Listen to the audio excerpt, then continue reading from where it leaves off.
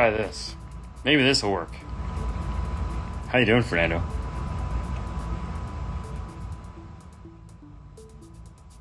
Fantastic. Yeah? It's Monday. Oh, that means... Did you screw the radio on? Not yet. Oh, what are you waiting for? To finish the software update. You gotta screw the radio on to do the software update? Yeah. Okay. It's in the owner's manual. Oh. Gotta do software update. Then screw it. Well, that would be why I didn't do it, because I didn't read the owner's manual. Oh. So hey, look, working on a Jeep. Totally surprised. So a couple things. We've talked about this a bunch of times when addressing backup cameras. In this case, it has this really awesome wheel. I think these look really cool. A little smaller than normal, which is kind of what I like about them. But these none of the holes are where we need them to be. And although Metra does make a nice one that you can articulate the arm out to move it any one of these holes you want it to, it's still not going to be perfectly straight. So you have to keep in mind that when backing up, which we just don't. I don't trust people to do that. So in this case, we made another one of our backup camera mounts that physically goes into their wheel cap. So these 3 screws come off.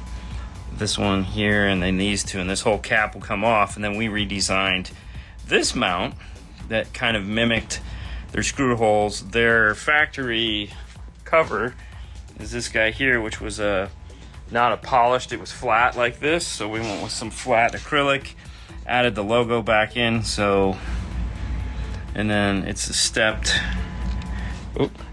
down, has some kind of follows their action here, made it just the right size so that this chrome, when you're back, it looks like the chrome all just kind of follows along with the pattern. Keeps it nice and simple. Now when they need to service the tire, pull the 3 bolts, this comes out. And then back here, there is a connection right here that they can pull this apart and remove it and then get to the tire. So still serviceable, that's very important. Has to be able to come off and actually be a spare tire, even though no one will ever use it for that. And then for this, Sony's 4000 USB-C. So we take out the bag clip. In this case, we can take out the bag clip and we make this adapter that replaces the bag clip with the mount for our USB-C. Right now it's doing the software update for the Sony 4000. It's done. All right, cool. Go ahead and pull it out.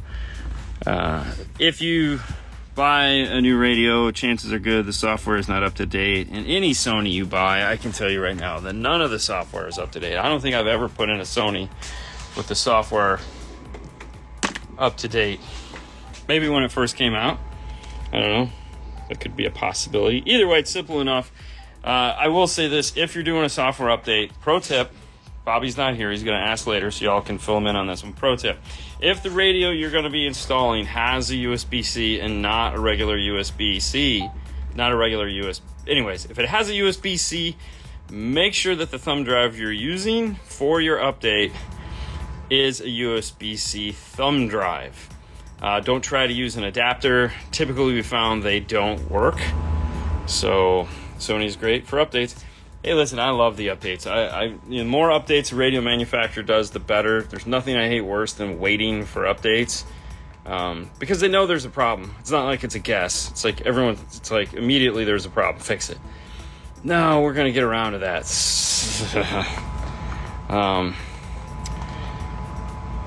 1/3 mile from us didn't. Ooh, that sucks. Tech tip of the day. See, Bobby? See, I just gave your tech tip of the day. But anyways, it's Monday. We have Monday stuff we're doing. This just updating, putting in. We used put in the 4000, and we used the new iData SR module, which is their inexpensive basic version. So what it doesn't give you is all the tire pressure and stuff like that. It's just a basic smart radio replacement harness. It goes in the same way. You flash it, it still has data, so you can do data, non-data. if you do data like we did with this, then you don't have to plug in the steering wheel controls because that's through data. So this is the new system here. So this is it here, it's small. The other thing cool about it too is the module is Bluetooth. So that means if you don't want to put it in your laptop, you don't have to. You don't have to plug this in. You can just download the app to your phone and you can program it all while just sitting in the car. So for all you DIY guys or mobile guys or people that just are anti-laptop, this is going to be fantastic for you because all you have to do is install it, put it in, and then you can do all your programming. The other thing, listen, I'm personally going to plug this in every time. For one, this needs a software update, so you might as well just plug it in and do it. But the other cool thing is, if you have a car that has something that goes through the factory radio, you remove the radio. When you're using dumb smart harnesses, by dumb I mean they just give you the wiring you need. They don't actually talk to the car. This one still actually talks to the car. And so that same app that you download, if you need to go in and change a function on the car that is controlled through the radio, you can do that through the app. So you don't have to say, oh man, we're sorry, there's nothing you can do. Now, if you have an RR and an RR2, those are all just controlled through the radio. But with the SR, they're controlled through your smart device. So you can sell or buy a cheaper module. And if you're worried about losing those features, you're not. They're just not going to be in the radio. They're now going to be in the device that is connected to this. And you can still use the T harnesses, so you can still use the plug and play harnesses. So this is the SON1. So this just plugs in and gives you everything you're looking for. How cool is that? That is so awesome. Can you set amp crossovers outside of the car, or do you need to use the radio in the car? I mean, the reality is, okay, so here's the thing. When you're setting up a crossover inside of an amplifier, unless you're using like a CC1, the crossover calibrator from Steve Mead, okay? That is this guy here. That's this guy. Okay, and what it does is you play a track that is the frequency you want, and then you move the dial up and down until these lights center on where it needs to be. It's actually kind of a cool little tool. When doing tweeters, I highly recommend it because, All right, so back to what I was talking about. So if you look at the side of an amplifier, it has... Hold on, let me see if I can find... I know I have one of them here. Let's see if one of these Mosconis... Hold on, let me pull one of these off. Okay, they do. All right, so check this out. All right, so here on the side, you have this frequency that says from 43 to 200, okay? And there's all these dots along the way. So we know this is 200 and this is 43. Now somewhere in here is all the other frequencies, right? And so if we were to guess, which is what you're going to do, is you're going to guess. So you're going to assume, let's say somewhere in here, probably 12 o'clock is about 80, right? Maybe somewhere like right over there is going to be about 80 hertz. So it really doesn't matter whether this is in the car or whether this is sitting on the bench. It's a guess. There's no like, oh yeah, here we go. There's no 100% because it's just a dial. Not only that, it's a dial, and if you're trying to match them, forget it. It's never going to happen. You're only going to get close. So we call setting it up on the bench. That's when we come over here, we're setting the amplifier up, we turn on all the switches, the low pass, high pass switches, and then we look at the number and we go, okay, I'm guessing somewhere in here is about 80 hertz, okay? Somewhere in here is around 100 hertz. And then when you're done, when you get into the car and you listen to it, you play some music, and you go, I need to go a little higher, I need to go a little lower, because it's all guesswork. These things are not perfect. None of them are. The same is true with the gain and the amplifier. That's why amplifiers that have distortion detectors or clip light indicators in them are so much better, because you can just put the amplifier in, play some real music, look at the lights, And you go, okay, well, that's too high. You know, your input's blinking. When you're playing music, you know it's too hot. Turn it down. And then the same thing is true with your gain. So it just makes setup that much easier to do. But there again, it's also just a crapshoot. You don't know. What's that? Oh. Sorry, I can't show the result to you while you're in the car. Front mirror's backwards. Gotta pull that back out. They were wrong. So you can't. Oh, that's weird. Huh. Anyways. Yeah, that answers that question. I could talk about it all day. North Carolina got the worst. The main highway from Tennessee to North Carolina runs through our neighborhood, and it was wasted. Yeah, this storm just basically didn't know when to quit. Is the steering wheel similar? Is the SW similar to the SR? No. The steering wheel, the SW, is just steering wheel. Like, it doesn't do anything else other than steering wheel. The SR is exactly like an RR minus the data pack. So no tires, none of that onboard stuff that everyone likes. But so here's what was going to happen. The SW, we were going to get SW2. Okay, that was the plan. Because SW was just a quick way to get to market and compete against like the pack piece and the Metro piece with basic connections. The pack has, the CP2, the CP5. I don't know if they still make the 5. And so they were going against that, real basic stuff. But we knew we needed something more complicated for other vehicles. So they were going to do the SW2. In the process of doing the SW2, though, they changed their minds. We're like, you know what? Let's just come out with SR.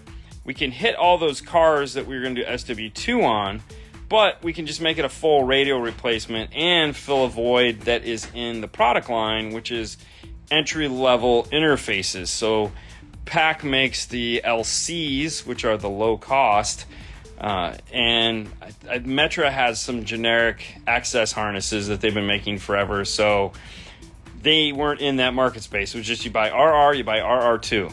And it's like, okay, well, that's a lot. So the SR did two things. One, brought the price down for entry and gave us all the what would be SW2 features. So it's kind of really nice. I mean, obviously everyone wants an RR and RR2, but the SR, for like this customer, he's not real interested in all that crap. He just wants an interface to plug in and call it a day and add a backup camera. So we can sell him the SR instead of an LC piece from PAC. So gives him the option. Plus we know the steering wheel controls will always work. So was that 8 to 12 DSP 350 times 8 mentioned a real thing coming, or was it a wish list? Daytime temperatures will hover around 90 degrees. Is that better? Did you switch it? Where did you switch it?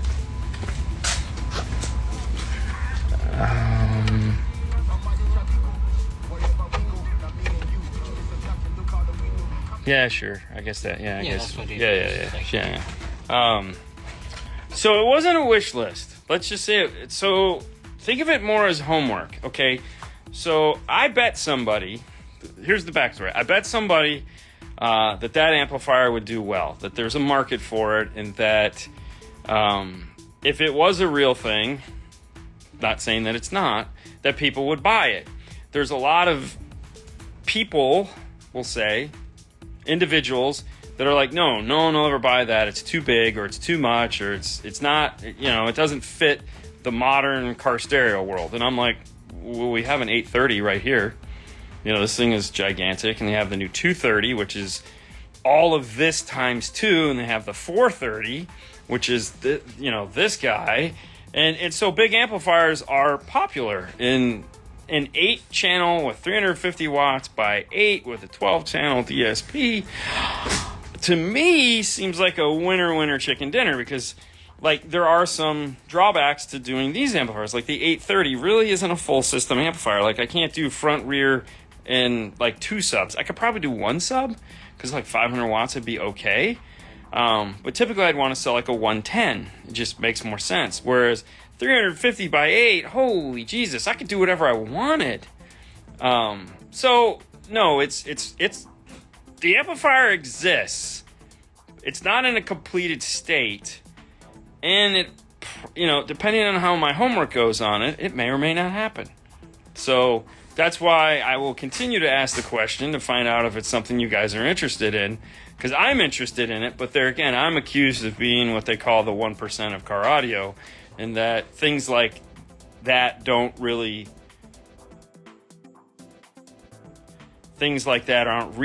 Like, I live in a fictitious car audio world, which I don't understand, but I've been accused of that many times on the manufacturer side, which I find funny. But it's true. Some of the things I ask for, which are things that I want, which are in turn things that you guys are usually bugging us about, but they don't always get it. So, yeah. So if you think a $350, now keep in mind, price on something like that, you're looking at $2,200 to $2,400 easy, maybe even $2,800. So but it is a 1 amp solution, and it's extremely high end. So, thoughts on Infinity Gear? I don't, nothing good or bad. It just kind of falls in that void of, oh, that's cool. It's good stuff. It's reliable. I love those guys. Harman is a fantastic group. They make the most. They're the biggest guys. They are the biggest elephant in the room. Dean, who makes... Okay, can't tell you about that, because...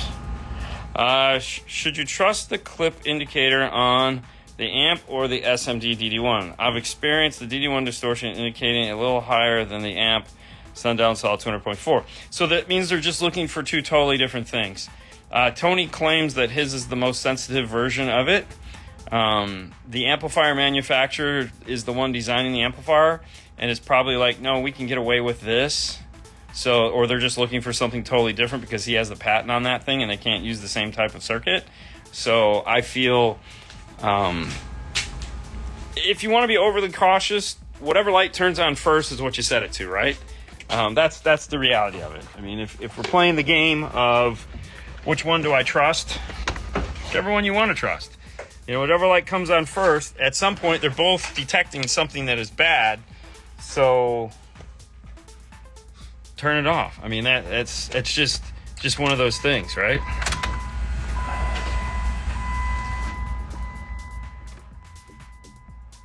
Hey guys, love your work. Any ideas why Kicker signal sense turn on would only be working on one RCA? Yeah, it usually just looks at the left. It doesn't monitor both. It only measures left input, I believe, not left and right input. So if you are trying to use the right to turn it on, it won't. But there is a device if you need to do it externally. You can buy a Pack Audio TR4, which you can hook it up to any low voltage trigger, so like a positive lead on a speaker, and it'll generate your remote turn on. You good? Mm-hmm. Date would help. I think it's the 30th. Yep, I was gonna say, dude, don't move that far forward. 242. And by the way, it's just not Kicker that does that. Most amplifier manufacturers don't use both speaker leads to do their DC offset or signal sense. Thanks for explaining to me buying RR for my car years ago and then installing radio for a friend getting recommended SR. No, oh, there you go. Cool. All right, so here you go. Here's the backup camera for those of you that are here in the beginning. So this is what it looks like. Fits perfect right here in the corners. This is the lines from the camera itself. So for those of you that just popped in, let's go back here. This was a custom mount we made to mount the camera here in the center using the Echo Master 5-in-1 camera. So this all comes off. There's a connector behind it. The camera, just for you guys that are curious, is this one here. It's a really nice camera, and it comes with all of these mounts, so you can essentially do anything you want with it. And it's this guy right here, the PhD 5-in-1. It's tricky how they did that, right? This camera is an AHD camera, which means if you're going to hook it up to something like the high high 10 or the new, whatever the new high 10 replaced, or yeah, that one. It's a high res camera. It has a switch on it to allow you to go from regular to high definition. In this case, it's just a regular camera because Sony doesn't take that form of input.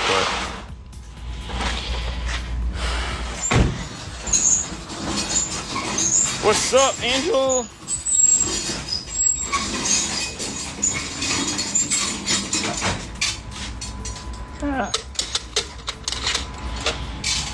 So, anyways, that is what is going on in the install. Did you grab his boxes and stuff?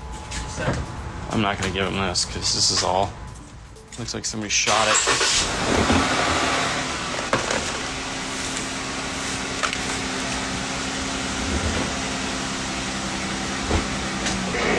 So a brief explanation on how we built that tag cam, because that is always fun. You guys love that.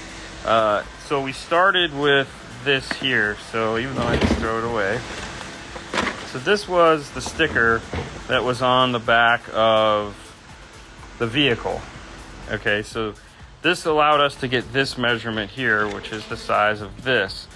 But we needed to cut a hole after this was removed. We needed to cut a hole in it. So then we came in from the back side with this.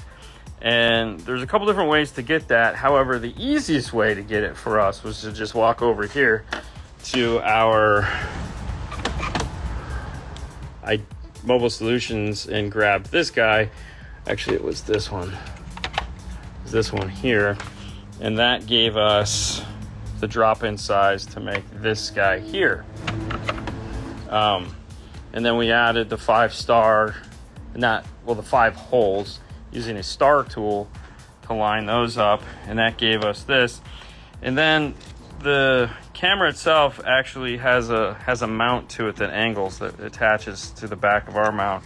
And so we added in this to line up our camera shelf. And so this was the new one. After this got replaced by this. And so then this piece goes onto the front, the camera comes in from the back. We added the cool little H to match that, and there you go. Screwed it all together, and now you have a backup camera mount, which is kind of cool. And then, of course, the syringe of glue. Don't want to poke that in you. You'll have a really bad day. Probably your last day.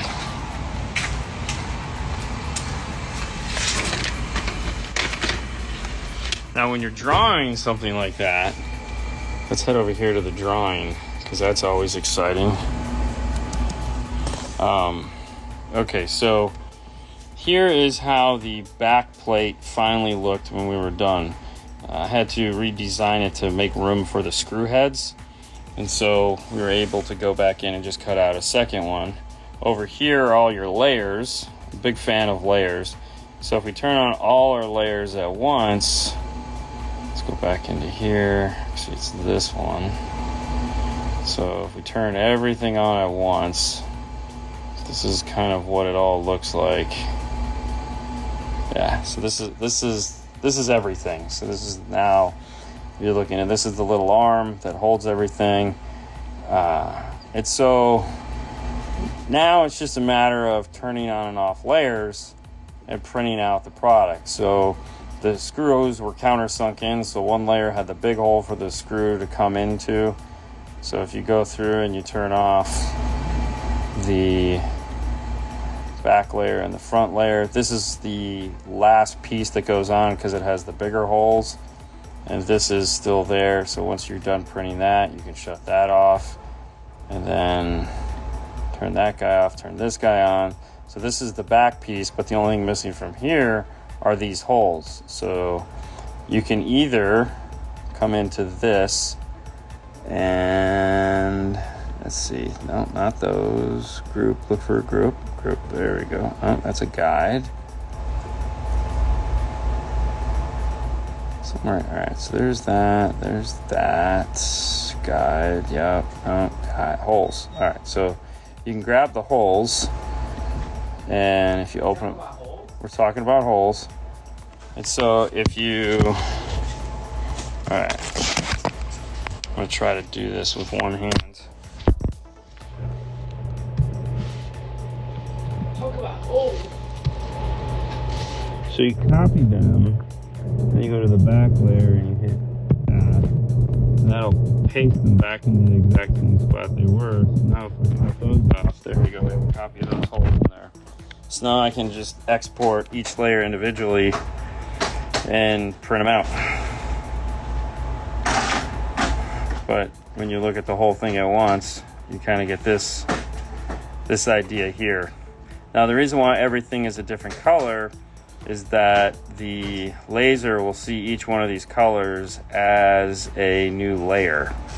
So why that's important is when you're, let's turn all these off and we'll go to the basic back layer. If you're printing out, if you want to make sure it does the biggest cut last, because what it wants to do is each color is a sequence of when it thinks it should cut. So red is one of the first layers it tries to cut along with black, and then but you can rearrange it in the layout. So if you come over here and you look at the side layout here, this is everything on all those pieces, and so you want to make sure that the cuts that they're doing are in an order that makes sense. So in that piece you want it to cut the big circle first, then the inside circle, or I'm sorry, cut these holes first, then the back circle, then this. And the reason for that is the laser's going to shake a little bit and move. Plus, depending on if the acrylic isn't perfectly flat, sometimes it'll get a bow to it just because it's hot. You want to make sure that it cuts everything while it's flat. So you do the small holes first, and then they'll drop down. And then you cut the next hole, and then it'll drop down. The last hole is the outside hole, so that the whole piece falls down. Because if it ends up cutting it wrong, it could change how it, like the circles might not cut all the way through if it falls, just a touch. So that's really important when designing products for a laser, is making sure that you get each sequence done properly, or it'll just screw it up, And so having layers different colors allows you to do that, which is really nice. 3D printing is a little different when it comes to that kind of thing. Actually, it's a lot different when it comes to that, because it's just looking at the whole shape. It's just going to start at the bottom and work its way up to whatever the highest point is. So you really don't worry about that much in that construction, unless, sometimes what you typically will do is use colors to make your life easier, so you can kind of shut off layers to find different things.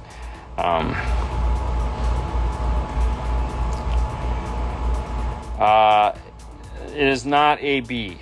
But it's not class D. So if it was going to be something, it'd probably be GH. Dean, what's in the 5-star kitchen today? So in the kitchen right now was the Jeep that we just finished. I don't know what else is next. I have some work I need to do that I have to finish up. A project, the one that's been sitting under the towel. I need to get that done today. So if I don't have anything to do, I'm going to be kicking it on that to get that out. Zabco does not make this product we were talking about. Thoughts on FI MT subwoofers, looking to change my Sundown for more power handling. I'm here. Okay, using 4-inch coil. Wow. I mean, it sounds fantastic. Dude, I haven't seen an FI sub in probably... How long have I been working here? 11 years. It's probably about 9 years. Maybe 10 years. I remember them specifically. How's this 3D printer going? It's going good. It's sitting right there. We're working on some projects for it. Yeah, that paper was flammable. You're no kidding. Yeah, wow. I had to peel all the paper off because it was catching everything on fire. This girl is on. No, the next project I want Fernando to work on, since he's already got the toilet paper roller done, is this guy right here. This is a Toyota Knockout. So this should be super simple for you. So what I want to do is, so here's the plan. Here's what I want to turn this into. All right, so what makes this cool is it has these little notches right here that clip in. But what I want to do is I want to 3D print everything except for where the center is. So the center, I want to keep that out so I can drop a piece of acrylic in there that is the right size hole for the, because the Kenwood and the Sony are 2 different sizes. Yeah. So if we make it just a generic size hole in the middle that I can just cut an acrylic piece over, which I think will look better because the 3D printed looks like crap. So kind of like what we did, or what Herman did with the bass knob and the truck, but just on a smaller scale. I'll do the same thing there. Okay, so that this is the Sony. Yes. And this is the Kenwood. Yes. So we'll make it as big as the Sony because the Kenwood is smaller. And then what we'll do is there'll be a lip, an 1/8 inch lip, 1/8 inch thick lip on this. Let go of a this. So there'll be an 1/8 inch thick lip all the way around this that I can then just put, just like this sits in here, but I want it perfectly flush. So this will have an edge of, and then I'll drop the acrylic in that'll go over the top of that. So we only need to make one. And it obviously doesn't have to be that deep. It's only got to be 1 inch deep. Yeah. It has to be like this big. Yeah. And then what I can do is I can slide a piece. We can make it so we can slide another acrylic U in the back. Okay? And that'll lock this into place. It's like a guillotine with a U in it. And then it'll just hold it where it needs to go. I know. It's crazy. A little bit of glue. It'll be fantastic. You should have that done by December. Let me do it in 2 minutes. In December. 2 minutes in December. Next year. I mean, it's what it is. Any damage from back? So luckily, no. So he had a tree fall down in his backyard, took out his power. Dude, it was a big tree, and then he decided he was a tree guy and took care of it. I had a fence fall down during the Hi-Fi Vegas show that Thursday night. Hold on, let me show you this tree. So yeah, no, that's a big tree. It took out the power. The whole thing. Yeah. Yeah. Oh well. So cut it. just cut it all up. Yeah, of course. I like. You know, you could have come and got the Sawzall. I thought about it, and then I'm like, I don't want to call him. I didn't want to. I was up. I had to go grocery shopping for Dad. But no, it's now for the towns we live in, unfortunately, destroyed. Oh my like God. Clearwater Beach, destroyed. Dunedin. Anything that... Okay, listen. Here's the easiest way to think about this. Any part of Florida on the west coast that is on, let's say, 200, half a mile in. If whatever was from the water's shore to about a half mile in, along the whole west coast of Florida, anybody that lived in that area or had a business in that area was affected by this storm. They got flooded, big time.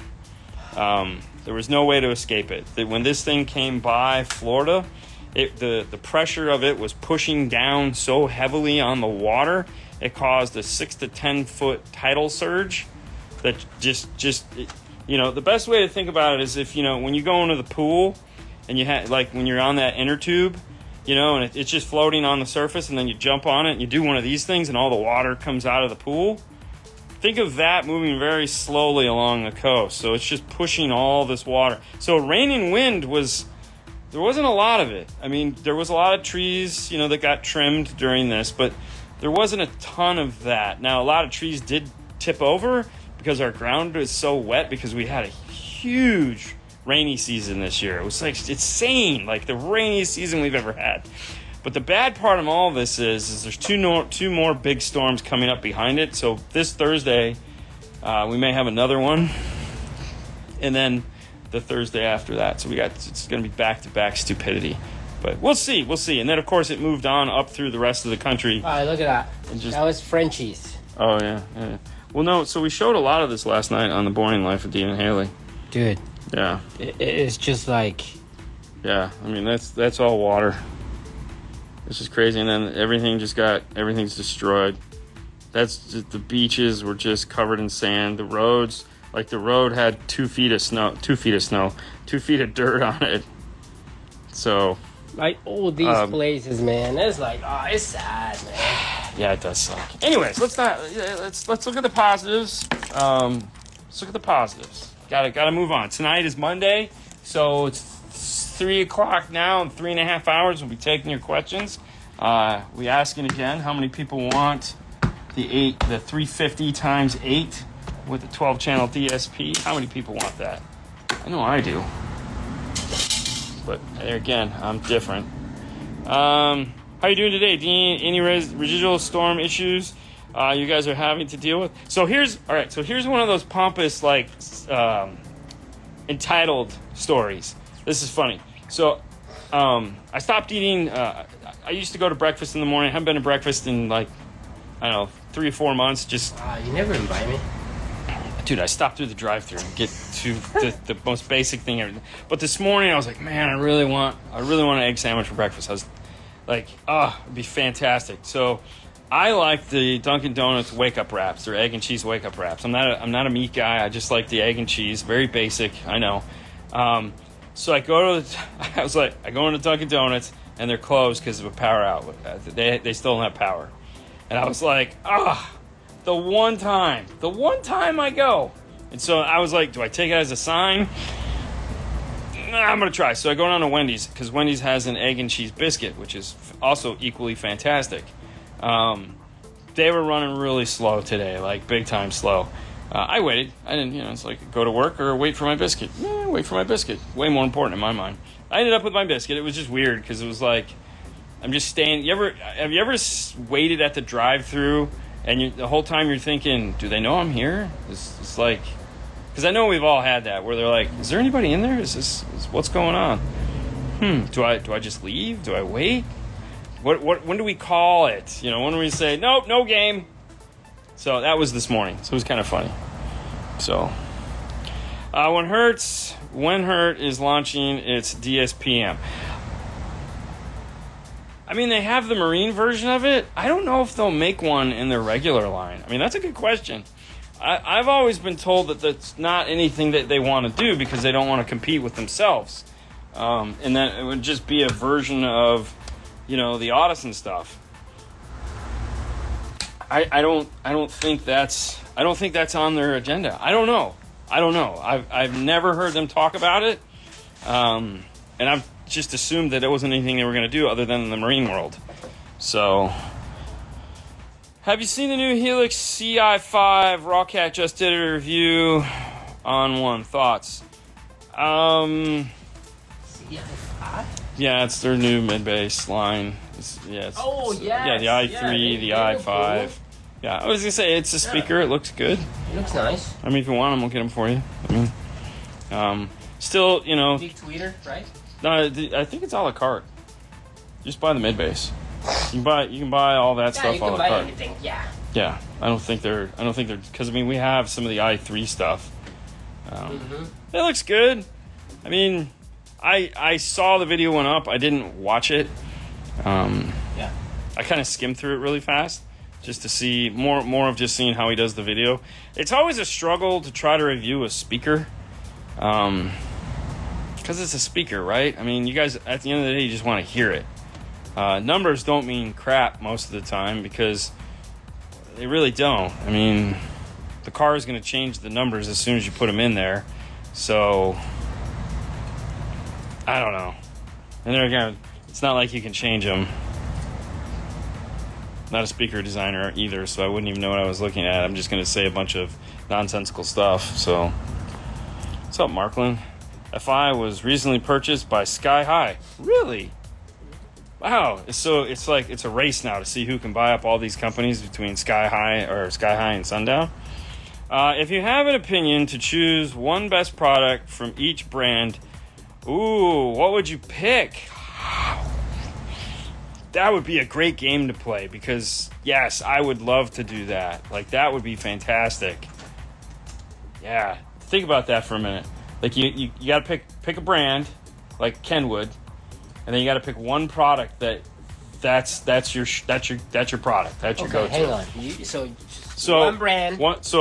Every brand. So I'm going to say Kenwood, and you're going to say what your favorite product is from that. Okay. So actually, for example, Okay. Kenwood, you're going to say, you don't have to be precise. Just 1057. 1057 XR. Yeah. Okay. Alpine. You want me to take that one? Sure. SWR subwoofers, R-type subs. There you go. Yep. Good. Yeah. Pioneer. What?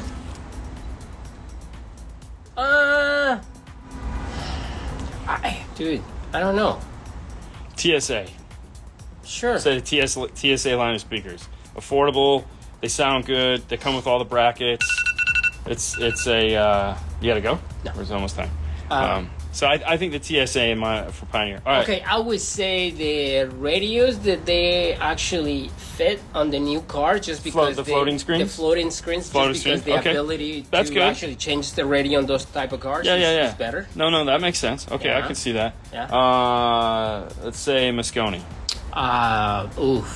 Amplifiers. No, which one? Got to be, because there's a lot. The 430. 430. Okay. Gladen. Speaker line, you could say. I'm fine with speaker line. Yes, the RS. No, the Pro. The Pro. The Gladen Pros. I was gonna say the Gladen Pros. Yes. Focal. K2s. Old K2, new K2. It's a tough one. The old K2. Old K2. Okay. Yeah. Let's see. Is anybody throwing out any other brands? Let's see. Arc Audio. Afternoon from Arizona. Our cardio, the Blackbird. Okay. Audison? Sure. Which one? Let's go Audison. Yeah. What you? Oh, I would take the new 1.7, the sub amplifier. Okay. Good. I'd take the Yeah. 1.7 Hertz. Milli Pro. SPL shows. Okay, that's fine. Yeah. Ground Zero. The Ultra. Ultra. Yes, Hands down, for Ultra sure. just kicks Yes. ass. It's not fair, but Ultra. Kicker. The new Warhorse amplifiers. A lot Okay. of power. It's just, you want power? Here we go. Rockford. T1 shallow. T1. T1 for sure. Because you can't say T5. No. So Morel. Hybrids. Okay, I get it. I think for me the Morel would probably be the Carbon Nanos. Sure. I think the Carbon Nano just destroys. Yeah. Don't get me wrong. I'd rather have the Lates are amazing, but I think the Carbon Nano is probably the one to choose. And speaking of Morel, Hi guys. You know what's a hybrid? Hybrid? No. It's not a car. Technically, it's a car, but hybrid on the line of Morel. It's a speaker between the high end and what is the other one? the Lates. The Elates. Yeah, you have The Lates. Elates and The Tempo news. Ultras. Well, it'd be the Tempo Ultras, but the new line. Anyway, the that's what I Supreme or call whatever. hybrid because it's complicated, but it sounds amazing. It sounds amazing, man. You gotta go and find it on morelhifi.com. You want to see some pictures here? Go to here on Instagram, Morel_America, or go to Facebook and it's in Morel America Inc. Follow them on Facebook. Thank you so much for being sponsor of the show. Thank you. John asks, speaking of Audison, when will the next part of the video be coming? Hey man, you like it? I really don't have an answer for that because it more than likely right now it isn't going to be till after we get back from Alabama. Just because we have a lot of Alabama. You saw the game? no. Oh, Wait, they played the Bulldogs, right? Yes. Yeah, they destroyed them. Oh my God, that was a great game. I didn't watch it. It was on. It'll probably when we get back from Alabama, only because we have so much of stuff to get into his car before we go, and we're running out of time to get it done. So the other day we got his dash cams in, which was great because we got to film that. So I'm looking forward to that. But we still have a radio and speakers to put in, and I know it's hitting the wall fast. So probably won't be until we get. Plus I got this extra thing I got thrown at me that I got to finish today. So. I know. I really wanted to get it done earlier. Things didn't work out, so it'll be after we get back from Alabama. Hey, what's up, Christian? Dean, would you choose the 510 up for Kenwood? Yeah, 802.5 by far. we've sold so many of those amplifiers, and it's such a fantastic product. 802.5 all day long. Morel talk or text. You're mental. Roll Tide, Birmingham, Alabama. There you go. Roll Tide, roll. You guys are weird. No, I saw that because everyone's like a Gators or not a Bulldogs fan. Mm-hmm. And so the girls would vote for them because they know people that are Bulldogs fans. That's how they roll. Oh, If you're not on my team, you suck. So with them, they're like, okay, well, we don't really have a horse in this race, so we'll pick the team you like. Yeah, they chose poorly that day. Oh, dude. Because I walked out there and it was on, and I was like, holy Jesus. Like, yeah. And then we turned on some of the Bucks game yesterday. They won. Yes. Yeah. It was funny. Because I go, how do you give up a 24-point lead? You're the Buccaneers. But they're against football. Really don't care. Yeah, I know. It's not all that exciting. But anyways, tonight, like I said, 6:30, so about an hour and 22. 6:30. Whatever math. Yes. Eastern time zone. We'll be taking your questions. We'll be having fun. Today's video went up really late today, which is just a rebroadcast of all this. I don't even know if it's done yet. I might have screwed up and canceled it. I hope it's still up and going. Let me see. Oh, it finally made it up. So last week's video turned out to be like 12.5 gigabytes, which I don't, if anyone has ever tried to process 12.5 gigabytes of video content, it took like 6 hours, 7 hours. Really? Yeah. I should have done it. Normally I get up and do it in the morning, and yesterday morning I just was not feeling it. Okay. And I was just like, I'll deal with it later. I'm gonna go grocery shopping for Dad and get all that crap out of the way, and then I got home and I don't know, I just totally screwed myself on that one. Needless to say, I slept on the couch because normally what I'll do is I'll sleep on the couch and then wake up at like 2, 3 in the morning when it's done, or 4 in the morning, or 5 in the morning, whenever it's done, and upload it. And I woke up at 6 in the morning and it was still cooking, and I go, holy crap, we're gonna be a while. So yeah. I don't think it finished until we got back from dropping off Grayson. Hey, have you done Audio Frog GB mids and tweets in an early Tundra? Anything you would prefer to that? Listen, GB is fantastic. I love him. It's a great speaker.